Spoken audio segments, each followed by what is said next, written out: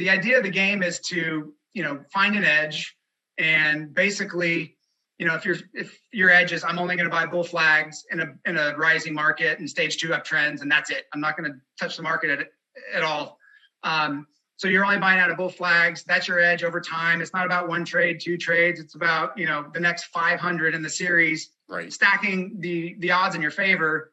So you operate like a casino, if you will. So instead of getting taken to the house by the casino, you are the casino, and setting your odds and having rules and staying disciplined and following them and not getting off track. And so I spent a couple of years doing that.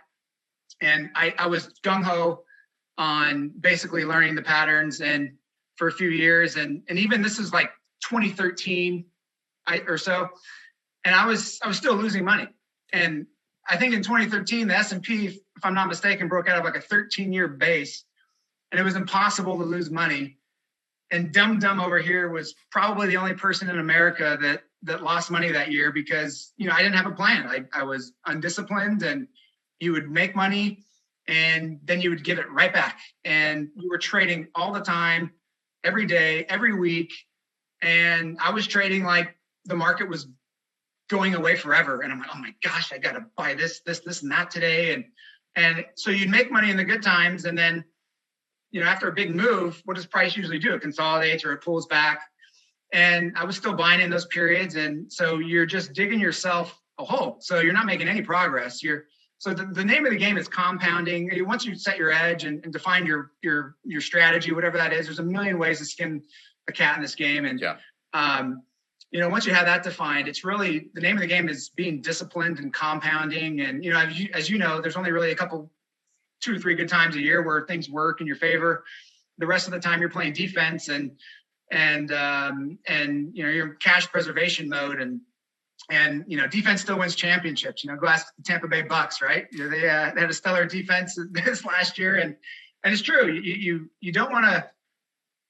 Time is money, right? So you don't want to make money and then give it back, and then so you're back to square one. So then when the good times come again, you're just digging yourself out of the hole you just dug yourself into instead of compounding the gains, right? So like all the successful traders say, you want to compound gains, not compound mistakes. And so I spent the 4 years hell bent on learning the technicals, where I should have been hell bent on that, plus learning the psychology of it, the emotions that are involved with this, because this is an emotional game, no doubt about it.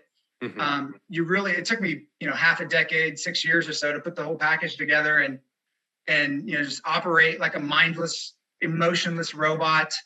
And you know your patterns, your strategy, whatever it is. You see price go through your buy level, you buy. You see price go through your stop, you sell. That's it. No questions answered.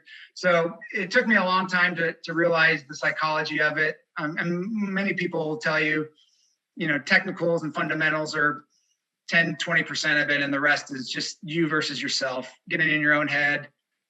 Do you buy a stock?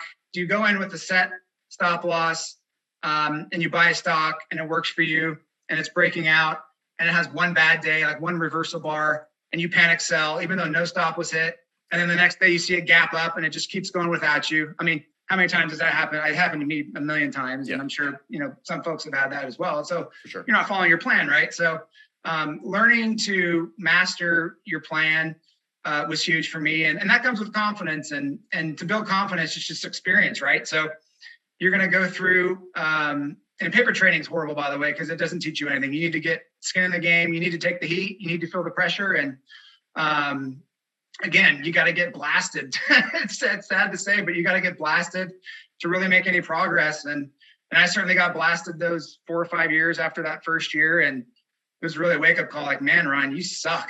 You need to step up your game and learn. And I think step one's finding a mentor and, find something that's you're comfortable with. You might go through a period of, trying to find, where you're good at. Are you going to buy pullbacks into a 50-day? Are you going to buy breakouts a la, O'Neill? So it's all, based on personality, and everybody's got a different personality. So just find what suits you and go for it. Sorry, that was a really long-winded introduction, and I hit many things. Sorry.